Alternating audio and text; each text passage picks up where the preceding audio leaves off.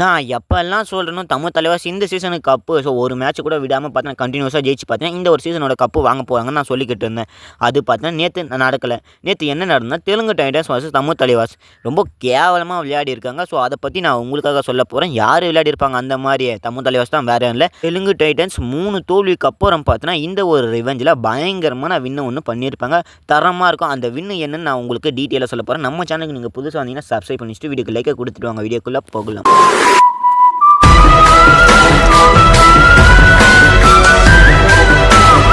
தமிழ் தலைவாஸ் நேற்று விளையாடினதில் எங்கே போட்டியை தவற விட்டாங்கன்னு உங்களுக்கு தெரியுமா? அதாவது பார்த்தீங்கன்னா, ஆரம்பத்தில் இருந்தே பார்த்தீங்கன்னா, கடைசி வரைக்கும் எந்த ஒரு மொமெண்டமும் இல்லாமல் பார்த்தா விளையாடிக்கிட்டு இருந்தாங்க. ரெய்டும் சரியில்லை, ஒரே ஆளால் மட்டும் என்ன பண்ண முடியும்? ரெய்டும் சரியில்லை, டேக்கிலும் சரியில்லை, என்ன தான் பண்ணுறதுன்னு தெரியாமல் நேற்று தெலுங்கு டைட்டன்ஸ் கிட்ட தோல்வியே தழுவிருப்பாங்க. 3 தோல்விக்கு அப்புறம் பார்த்தீங்கன்னா, back to form Telugu Titans. மிகப்பெரிய வெற்றியை பார்த்தீங்கன்னா பெற்றிருப்பாங்க.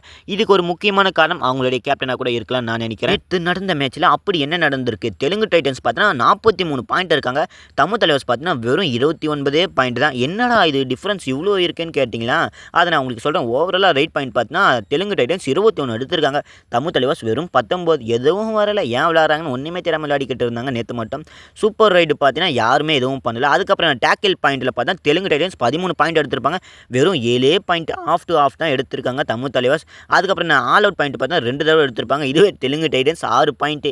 என்ன இதை பற்றி நான் பேசுகிறதா என்னன்னு எனக்கே ஒன்றும் புரியல. அந்த அளவில் பார்த்தா விளையாடி வச்சிருக்காங்க தமிழ் தலைவாஸ். அதுக்கப்புறம் என்ன ஃபைனலாக பார்த்தீங்கன்னா எக்ஸ்ட்ரா பாயிண்ட்டில் 3 பாயிண்ட் தெலுங்கு டைட்டன்ஸ், வெறும் ஒரே பாயிண்ட்டில் பார்த்தா தமிழ் தலைவாஸ்.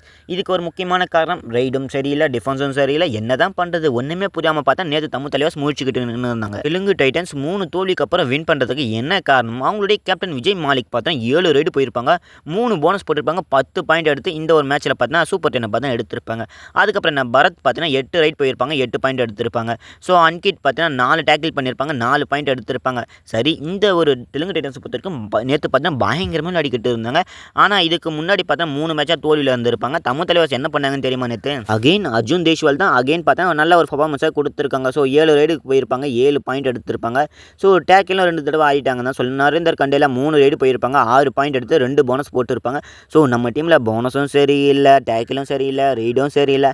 அந்த மாதிரி தான் நேற்று விளையாடிக்கிட்டு இருந்தாங்க. நேற்று மேட்ச் பார்த்தால யாரெல்லாம் டென்ஷன் ஆனீங்க இல்லைன்னு மறக்காமல் கமெண்ட் சொல்லிட்டு வீடியோக்கு லைக்காக கொடுத்துட்டு உங்கள் ஃப்ரெண்ட்ஸை ஷேர் பண்ணிட்டு சேனல் டாக்ஸை சப்ஸ்கிரைப் பண்ணி வச்சுங்க. அடுத்த வீடியோவில் சந்திக்கலாம். இன்னைக்கு ஒரு முக்கியமான மேட்ச் இருக்குது தமிழ் தலைவாஸ்க்கு. ஹரியானா ஸ்டீலர்ஸ் கூட பார்த்தீங்கன்னா இன்னைக்கு மோத போகிறாங்க. இன்னைக்கு ஜெயிப்பாங்க ஜெயிக்க மாட்டாங்க மறக்காமல் கமெண்ட்டில் சொல்லுங்கள். நான் பார்த்து